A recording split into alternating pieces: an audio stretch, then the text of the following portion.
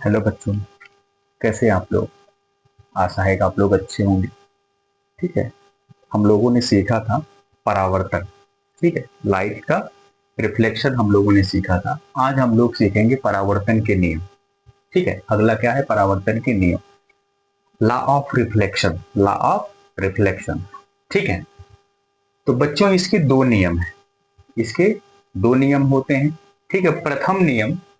ठीक है, first law क्या है, थोड़ा सा फिगर के माध्यम से समझते हैं हम लोग। यहाँ देखो, यहाँ देखो, पहले नियम को सीखते हैं, है ना। यहाँ सिखा रहे हैं हम आपको।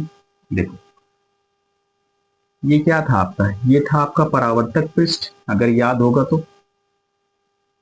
ठीक है, और फिर इस पे एक अभिलंब डाला गया था। ये क्या है? अभिलंब। ठीक है, फिर यहां से एक ये प्रकाश आया था और टकरा के ये गया था। ठीक है बच्चों, ये वाला ये जा रहा, ये वाला जा रहा है। ठीक है, ये जाने वाला है। ये इसको क्या कहते हैं? आपतित किरण कहते हैं। ठीक है, इसको क्या कहते हैं बच्चे? परावर्तित किरण कहते हैं। ठीक है, इसको क्या कहते हैं? अभिलंब कहते हैं। इसको हम लोग बोलते हैं अभिलंब। क्या कहते हैं बच्चों? अभिलंब। इंग्लिश में नॉर्मल कहते हैं। ठीक है, यहां कोण आई बनता था, यहां कोण आर बनता था। इस कोण को, इस कोण को कहते हैं आपतन कोण। क्या कहते हैं बच्चों? आपतन कोण। इसको आई से व्यक्त करते हैं। और इस कोण को कहते हैं परावर्तन कोण। इसको स्मॉल आर से व्यक्त करते हैं। ठीक है, और ये तीनों, ये देखो, आपतित किरण, परावर्तित किरण, अभिलंब, ये तीनों जिस बिंदु पे मिल रहे हैं, इस बिंदु को कहते हैं आपतन बिंदु। क्या कहते हैं? आपतन बिंदु। ठीक है, ये हो गया बच्चों। अब पहला नियम हम लोग सीखते हैं। देखो इधर, पहला नियम ये कह रहा है आपतित किरण, कामा परावर्तित किरण तथा आपतन बिंदु पर डाला गया अभिलंब तीनों एक ही तल में स्थित होते हैं। ठीक है, तो थोड़ा सा ध्यान दो।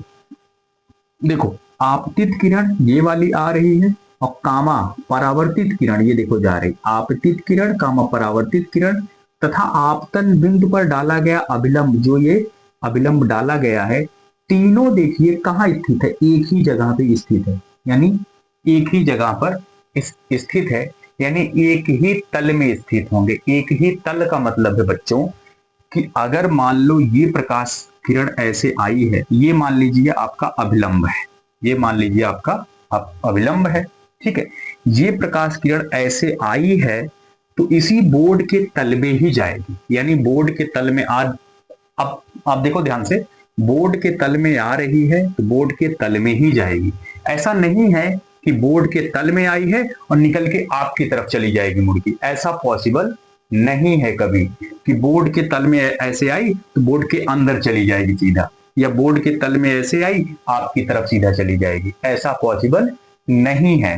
बोर्ड के तल में आई है तो बोर्ड के तल में ही जाएगी। इसी को बोलते हैं कि ये तीनों चीजें, ये आने वाली किरण देख लो और इधर से ही तो जाएगी। ऐसा तो है ही नहीं कि इधर चली जाएगी।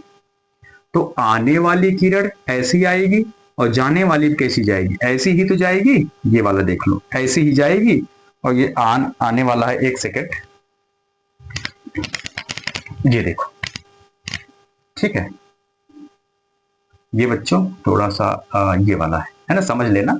ये जा रही है और ये देखो ये आ रही है। तो ये आने वाली और जाने वाली, ये और ये अभिलंब, ये बीच वाला, तीनों एक ही तल में स्थित होंगे। तीनों एक ही तल में स्थित होंगे। यानी बोर्ड पे ऐसे रखोगे तो एक ही तल में सब एकदम अच्छे से चिपक जाएंगे। ऐसा नहीं है कि आने वाली ऐसी है और जाने वाली ऐसी चली जाएगी। ऐसा कभी पॉसिबल नहीं है। तो जाने वाले भी बच्चों ऐसी ही जाएगी, यानी एक ही तल में स्थित रहेंगे तीनों। समझ में आई बात? आई होप कि आपको समझ आ गया होगा।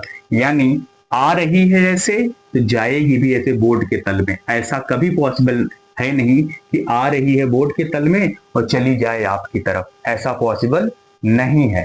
इसी को कहते हैं कि एक ही तल में स्थित है। यानी बोर्ड के तल में आई है तो बोर्ड के तल में वो आपकी जाएगी। तो अभिलंब भी ऐसे है, बोर्ड के तल में, आ भी रही है बोर्ड के तल में और जा भी रही है बोर्ड के तल में। ठीक है, तो इसी को बोलते हैं एक ही तल में स्थित है बच्चों। ठीक है, तो यही है कि आपतित किरण, कामा परावर्तित किरण तथा आपतन बिंदु पर डाला गया अभिलंब तीनों एक ही तल में स्थित होते हैं। कहां? एक ही तल में स्थित होते हैं। समझ में आई बात? ठीक है, एक ही तल का मतलब आई है ऐसे तो जाएगी भी ऐसे।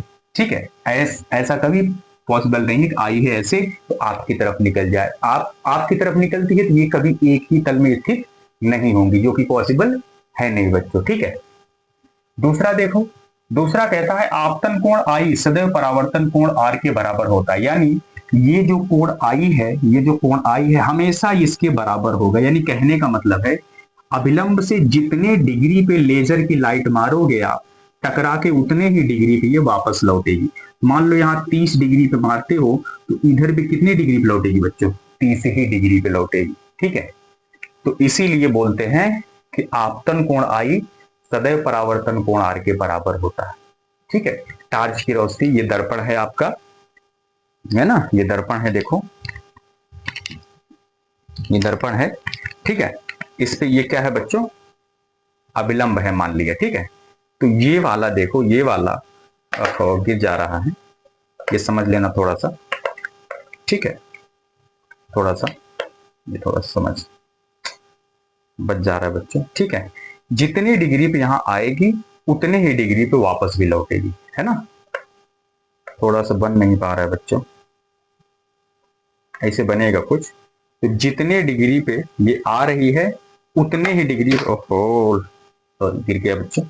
ठीक है, तो जितने डिग्री पे ये बीच वाला क्या है? अब अभिलंब है, मिल रहा है, और ये जाने वाली लाइट है। तो जितने डिग्री पे आप टार्च की रोशनी मारोगे उतने ही डिग्री पे ये अभिलंब से वापस लौट जाएगा। ठीक है, यानी जितने डिग्री पे आप ये रोशनी मारोगे उतने डिग्री पे परावर्तित होकर ये वापस जाएगा। 45 पे मारोगे 45 पे जाएगा, 60 पे मारोगे 60 पे जाएगा। जितने डिग्री पे आप टार्च की रोशनी मारोगे उतनी डिग्री पे ये वापस लौट जाएगा बच्चों। और इसी को कहते हैं परावर्तन का दूसरा नियम, कि आपतन कोण सदैव परावर्तन कोण आर के बराबर होता है। ठीक है, अर्थात कोण आई बराबर कोण आर। अब आपको न्यूमेरिकल में कोई भी दे दे, मान लो न्यूमेरिकल में दे दे कि कोण आई का मान 45 डिग्री है, कोण आर का मान बताइए, तो आप फटाक से बता देना आर भी कितना होगा? 45। किस नियम से? परावर्तन के द्वितीय नियम से, सेकेंड लॉ से बच्चों। ठीक है, ऐसे हल होता है। ठीक है, आई होप कि आपको अच्छे से समझ में आ गया होगा। लिख लीजिए, नोट कर लीजिए, और बहुत मोस्ट इंपॉर्टेंट है बच्चों, हर साल एग्जाम में आता है ये। ठीक है, मोस्ट इंपॉर्टेंट है, अच्छे से इसको समझ लीजिएगा। हमने अच्छे से आपको समझाने की कोशिश की है। आई होप कि आपको समझ में आ गया होगा बच्चों। God bless you and thank you. मेहनत कीजिए और अपने गोल को अचीव कीजिए। ठीक है, और एक विजन क्लियर कीजिए, अपने विजन को पाने में अपना पूरा टाइम लगा दीजिए। ठीक है।